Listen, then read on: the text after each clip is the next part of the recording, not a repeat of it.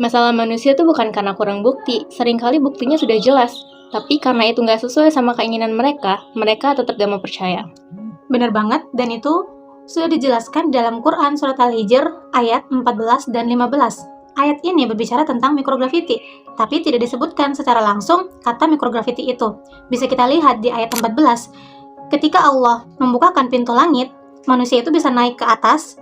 Nah, ketika mereka naik ke atas dan sampai di titik tertentu yang mana gravitasi bumi itu tidak bekerja lagi, maka apa yang terjadi? Yang terjadi adalah atmosfernya berubah, oksigennya menipis, dan cahaya mulai terdistorsi.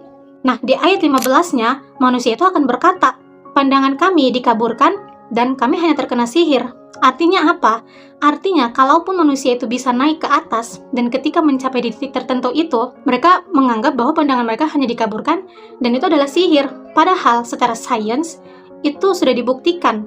Ketika kita sampai di titik tertentu, yang gaya gravitasi tidak bekerja lagi, yang terjadi adalah yang pertama, oksigennya itu jadi berkurang. Karena oksigennya berkurang, otak kita jadi kekurangan suplai. Dan karena kekurangan suplai itu, kita jadi pusing, penglihatan kita jadi ngeblur, dan kita jadi berhalusinasi. Terus yang kedua, tekanan udara jadi berubah. Nah, ketika di atas, tekanan udaranya itu rendah.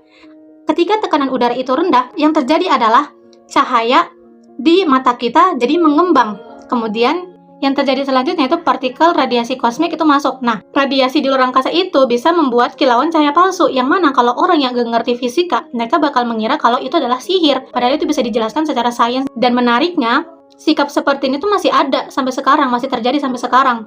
Yang mana fenomena-fenomena seperti itu, orang-orang tuh masih menganggap kalau itu tuh hanya editan, halu, atau trik optik gitu loh. Jadi, yang menjadi pertanyaan sekarang tuh bukan apa buktinya jelas, tapi justru apakah kita bisa menerima bukti yang sudah jelas itu? Menurut pendapat kamu gimana? Komen di bawah.